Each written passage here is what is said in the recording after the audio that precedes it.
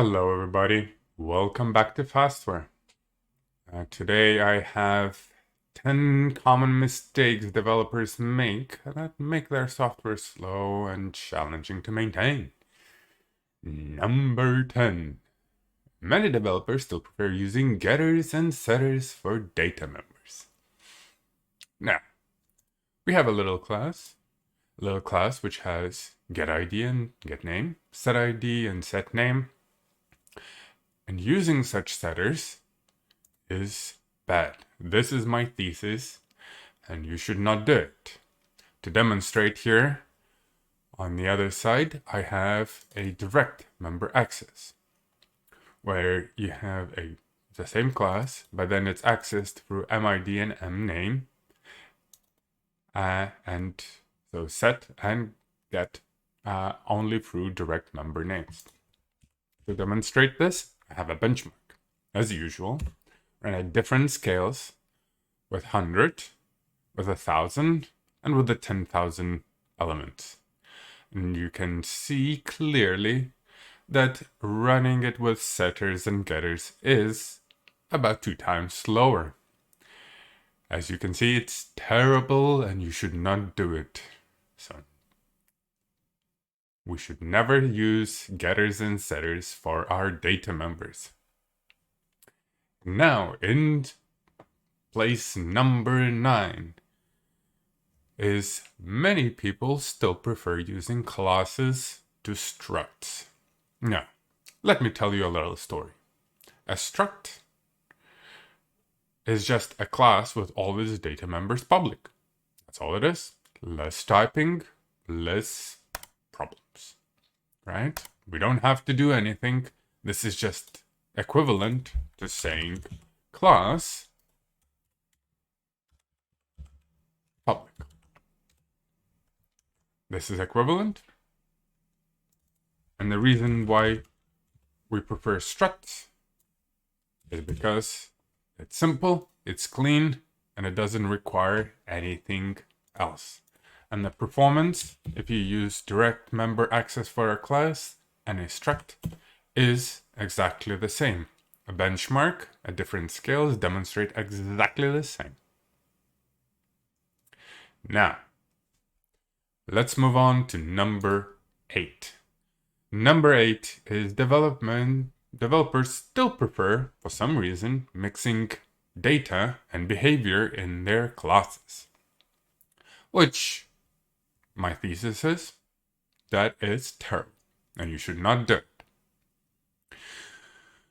So, our little class, which we started with, my class, has a member function validate. Calling this will do something probably with ID and name, but it is irrelevant. Here I have a free function called validate, given an ID and a name, and it does some validation. It is absolutely irrelevant what it is. Right here, when we actually set our data members, we first validate, then we set our fields directly into the struct, and then we read it back. Now, classes do similar things, but what we do is we say, okay, so set ID, set name, and then let's say we validate. And then we use getters and setters. So this is pure kind of object-oriented programming style.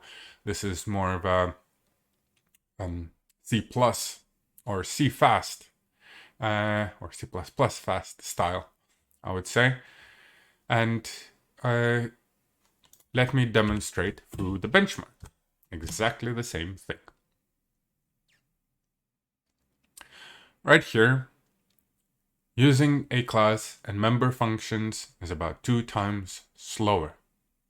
So it's not only getters and setters which make things slow, it is also any member functions that operate on those members.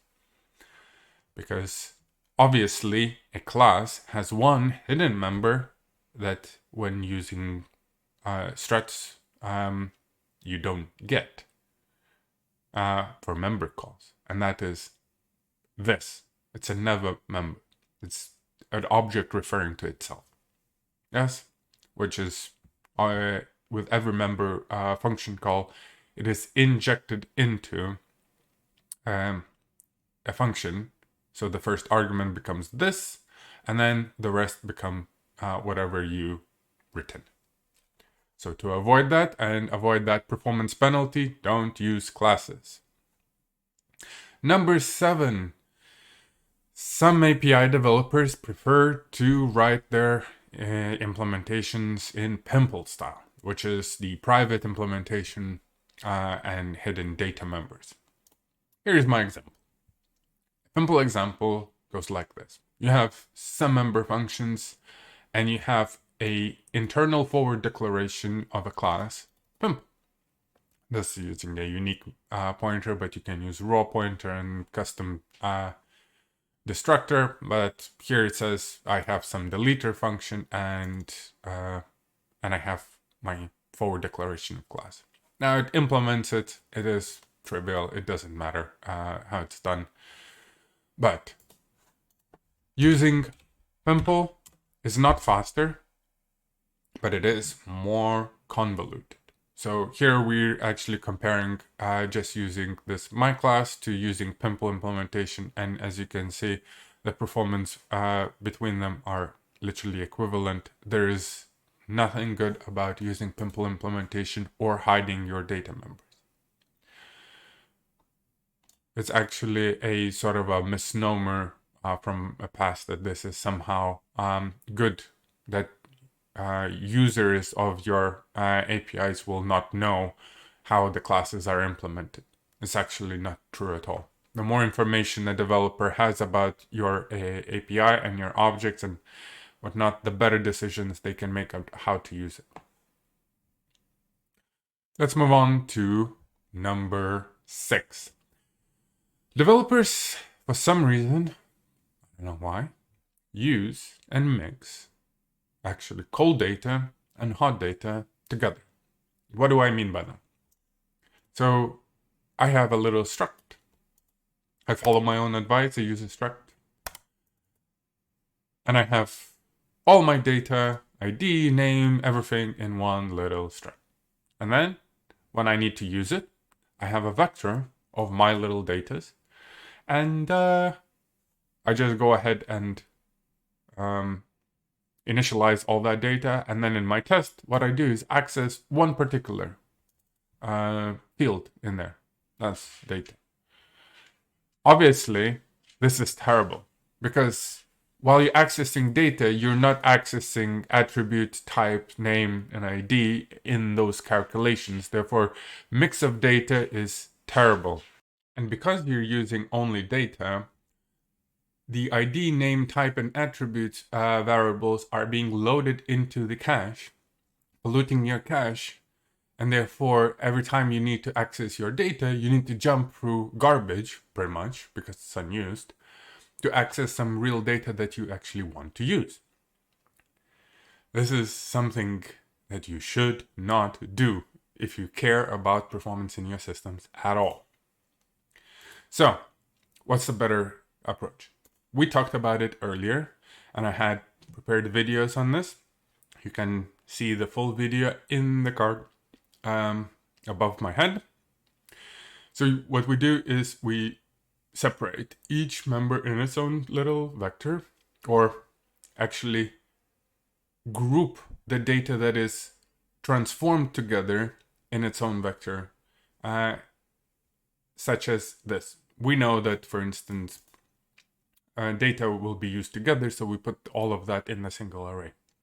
And access initialization looks pretty much exactly the same way, and access looks pretty much exactly the same way.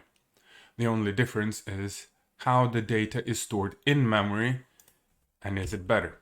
So, as usual, a benchmark. And here we go. So, when you mix your dense data at every scale, it becomes better and better and better and faster and faster and faster. So growing the data to larger scales would be even faster, but this is at 10,000 items, more than 2 times the performance improvement is significant, in my opinion. Following up with that, multiple inheritance. Why is that still a thing? I don't know. It's terrible. You shouldn't do it. An example. You have a multiple inheritance, meaning you have here we have a little printer, here we have a little scanner. You want to implement an all-in-one printer scanner combo jumbo thing. Okay, so what you do is you have a class all-in-one and you have a public inheritance for printer, public inheritance from scanner. And you implement your copy because you don't want to duplicate code by doing printer print of scanner scan. Okay? So I can explain in detail while everything about this is terrible, why the fear of code duplication infringes on you doing the right thing here. But better, what I'll do is I'll just demonstrate the approach that I usually take. Is you implement all in one. If you have only printer, implement only print. Implement only scan for scanners. If you have all in one, implement all 3 functions separately. Don't try to reuse code because print probably will do something and scan will do something quite extraordinary and will be extra what copy probably won't need. So reusing exact code from print and scan with all the additional things will result in things being slower. Sharing data members between, in this example, in multiple inheritance, such as, for instance, here you had a port in your URI. So like saying, for instance, the address where that printer sits, where you need to connect to, is also now duplicated if you're using multiple inheritance, which does not need to be. So here are multiple inheritance, and we basically have a couple of sizes here. I think A6, A4, and A2 paper sizes that will be copied. So what we do is we just initialize data and we copy, and with no inheritance we do exactly the same thing. We just copy. So let's run our little benchmark and have a look how fast that is.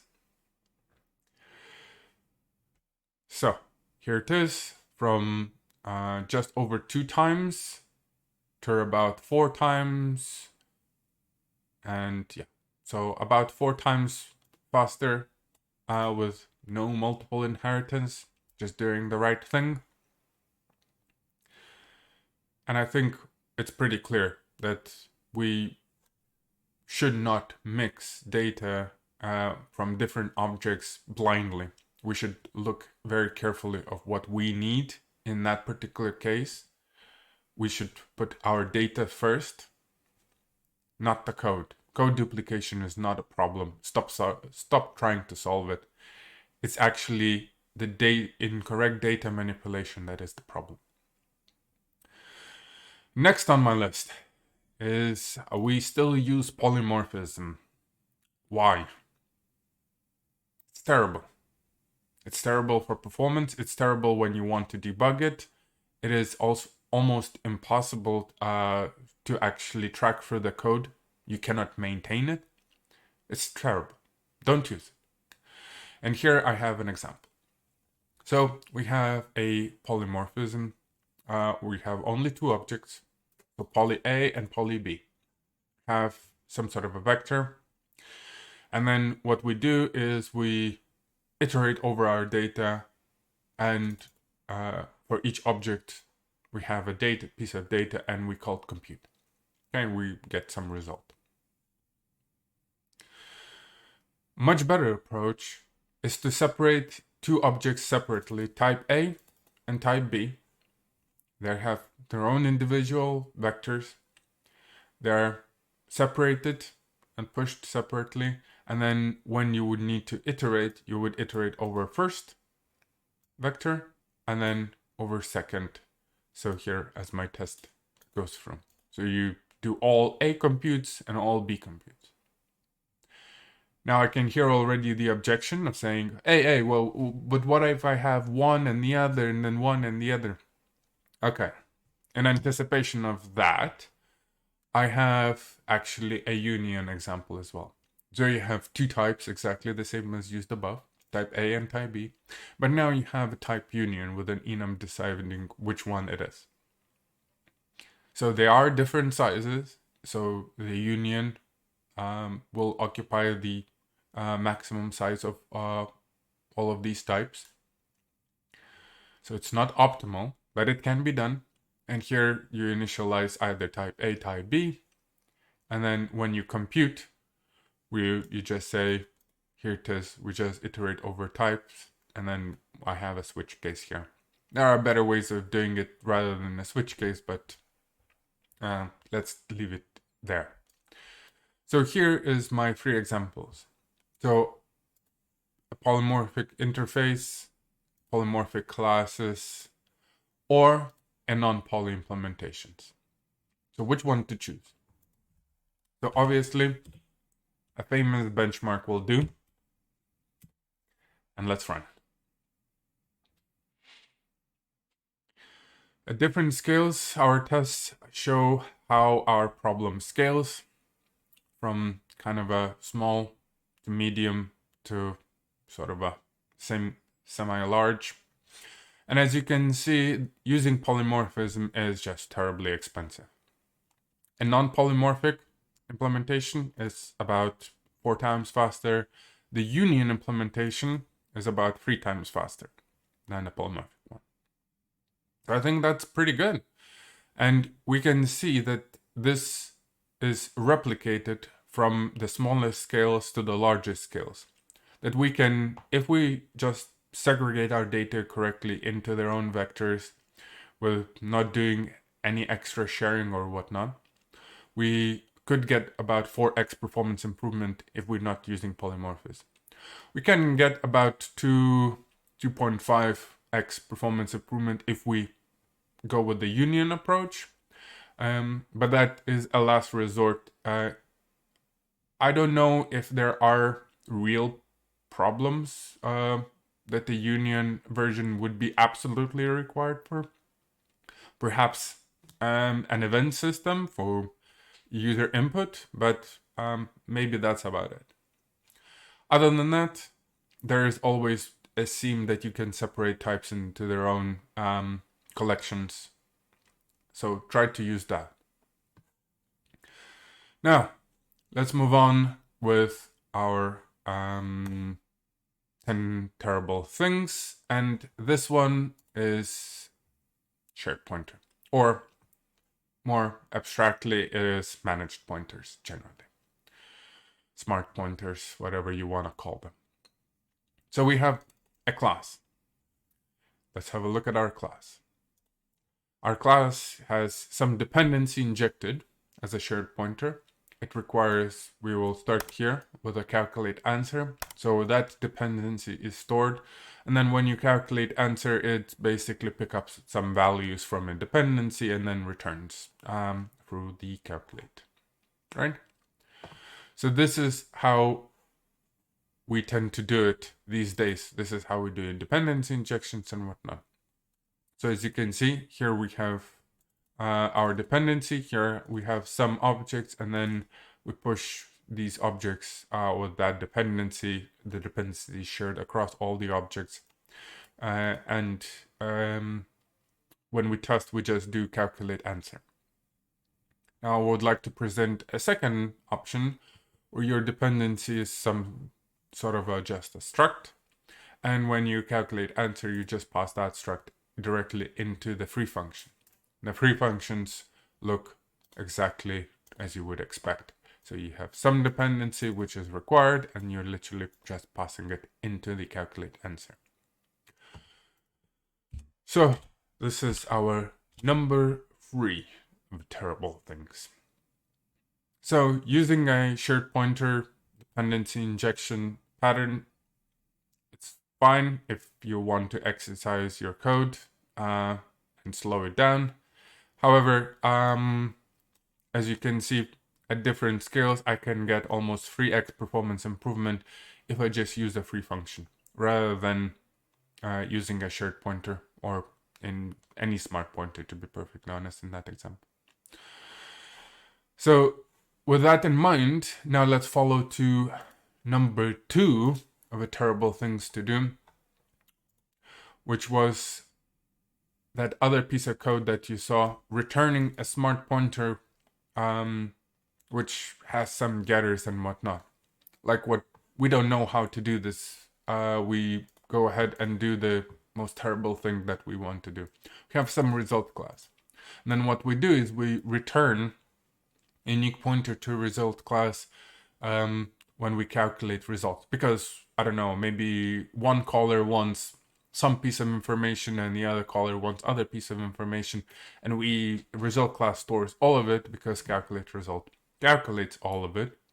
So what we can do is basically just wrap it in a class and say, oh, whichever caller calls it, we always get it because, I don't know, maybe we always need to calculate everything anyway. So, and returning it as a unique pointer is, so this following this pattern. But yet again, I'll appeal to you that this is terrible. So let me run our little benchmark and explain why. So memory allocations tend to be just awful. Just awful. Compared to running on free functions, it's about 10 times slower. Actually more, usually 12 times slower.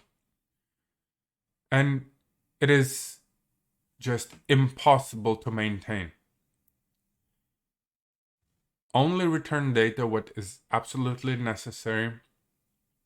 Separate calculations by the caller and introduce intermediate states. If result always need to be calculated, there is an intermediate state from which two results can be derived on their own cost. So follow this way rather than separating, rather than doing everything in one result calculation. And the result is that we, using this pattern, we are about 10 times or 12 times slower if we using this pattern.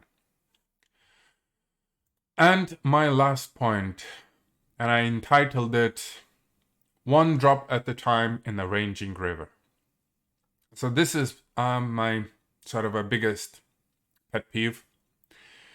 And this is a insanity of some engineers to implement an example where you have many objects. However, what you do is you implement a class member function, such as I'm showing here, my object, which is called one item at the time, and it has a member function, one item at the time. And it takes a couple of inputs and produces some output. But we have many of them. So what happens is each object, right? So we have only one of these objects and we have many inputs. And we keep going and we keep calling this for each one in kind of a, in a loop. We talked about classes and why they're terrible. Because the object is, when you're calling this function, this object is, you get a reference to it, a pointer, and you inject that as a first function, first variable into this function in order to know what is this referring to, right? So that pointer injection slows everything down. So you take an object which doesn't have to be in memory, you take it and put it in memory. And a second is you're basically injecting invisible arguments into functions that don't have to be there. For instance, if object is not changing. Now, my suggestion is as follows. Just have your inputs, have your outputs, and pass all of them into many at the time functions. So here is the example implementation of this. entitled More is Better. So here's our little class, which is called multiple times at one at a time. And here's an example of many at a time. You have all your A's, comparing, so following from A, all your B's, which is all B's, and all your results, which is returning to the return type here. And that's it. So let's run our benchmark. And let's have a look what we can get. Oh, I'm so sorry. One at a time and many at a time. Here it is. It is 13, 14 times faster to just pass in all your data at once, be manipulated together, return into our result vector instead of calling it one at a time. It is a misnomer that this is somehow good design. It is awful. Don't do it. Don't use it. And with that, I think I have went through all 10 things that I think are terrible that developers still do and should avoid doing. Now, if you like this video, click that thumbs up button, subscribe to this video, comment if you disagree with something, if you think that my explanations are not sufficient and I should show better examples, leave suggestions. And with that, I'll see you next time. Thanks. Bye.